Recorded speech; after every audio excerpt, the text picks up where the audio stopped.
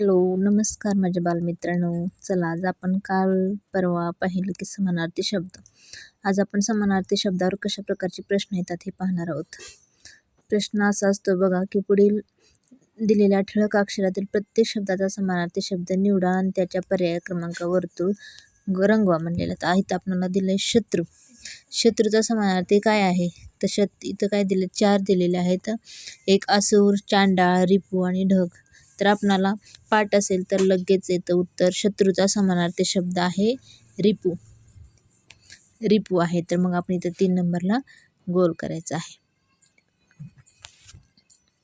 इथं दुसरा आहे संग्राम. संग्राम या शब्दाचा समानार्थी शब्द काय? तर खडक, समर, अरिष्ट, दाहक. संग्राम म्हणजेच समर आहे. तर आत्मज. आत्मज म्हणजे काय? मुलगी का स्वामी का अनल का नंदन. तर आपणाला माहिती पाहिजे की आत्मज म्हणजेच काय? तर नंदन.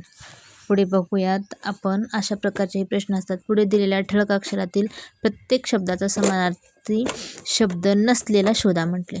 म्हणजे एक आपणाला शब्द दिलेला असतो आणि त्याचे 3 पर्यायी समानार्थी शब्द देतात आणि चौथा दिलेला नसतो. तर कशा प्रकारचे बघूयात आपण. समुद्रालाच काय काय म्हणतात? पयोधी म्हणतात. जर आपल्याला पाठ असेल तर नक्कीच येईल. समुद्राला पयोधी म्हणतात, जलनिधी म्हणतात, सिंधू ही म्हणतात, पण अंबुद म्हणत नाहीत. तर अंबुद म्हणजे ढग होतो. तर आपलं पर्याय क्रमांक उत्तर 4 येणार आहे. 1 नंबर नाही, चुकलं. तर दुसरा क्रमांक आहे वीज. वीज म्हणजेच काय? बघूया. तडिता, दुहिता, चंचला, बिजली. तर वीज म्हणजे तडिताही येतं, चंचलाही येतं आणि बिजली येतं, पण दुहिता हे असं येत नाही. अशा प्रकारचे प्रश्न येतात. आणखीन पुढे पाहूयात. असाही प्रश्न येतो. समान अर्थाच्या शब्दाची चुकीची जोडी शोधा. म्हणजे 3 जोड्या तुम्हाला बरोबर दिलेल्या असतात आणि चौथी आपल्याला शोधा चुकीची. एक चुकीची दिलेली असते. ती कोणती आहे? जर तुम्ही समानार्थी शब्द पाठ केलात तर तुम्हाला ते लगेच उत्तर येतं. बघा. उदंड म्हणजेच पुष्कळ. हे समानार्थी शब्द आहे. बरोबर आहे. कासावीस म्हणजे निराश.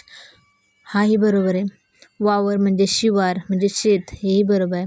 आर्जव आणि विनंती हे समानार्थी शब्द नाही आहे.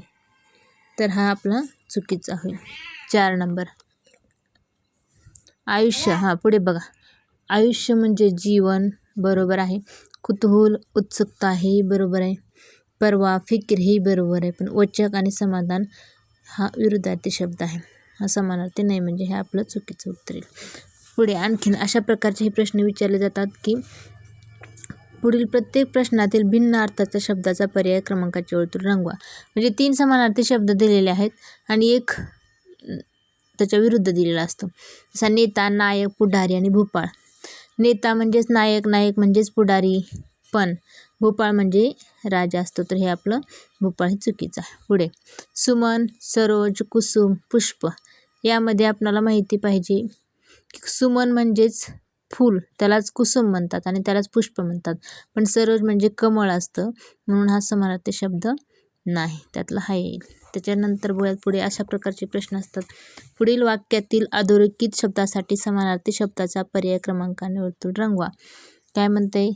असे वाक्य दिलेलं असतं आणि त्याच्यामध्ये आपल्याला वाक्यात एका शब्दाला अधोरेखित केलेलं असतं आणि त्याच्या जो अधोरेखित केलेला शब्द आहे त्याचा समानार्थी शब्द आपल्याला शोधायचा असतो. खाणीतील मजूर अविरत परिश्रम करीत असतात. अविरत म्हणजेच काय? मजूर परिश्रम कसे करतात? खूप कष्ट करतात, हो ना. म्हणजे अविरत म्हणजेच काय? पुष्कळ असा त्याचा अर्थ होतो, समानार्थी शब्द. पुढे बघा. गवई बुवांची ख्याती सर्वत्र पसरली होती. ख्याती म्हणजेच काय? कीर्ती. पुढे. आंधळा मागतो एक डोळा, देव देतो 2. डोळ्याचा आपल्याला समानार्थी शब्द पाहायचा आहे.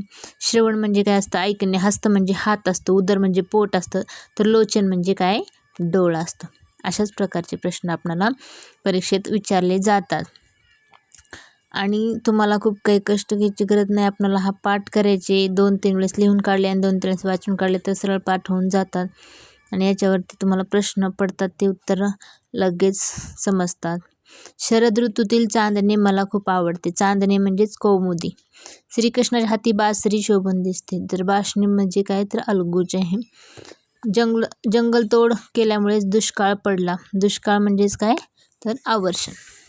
चला, आज आपण समानार्थी शब्द आणि त्यांच्यावरील प्रश्न कशा प्रकारचे येतात हे पाहिलं.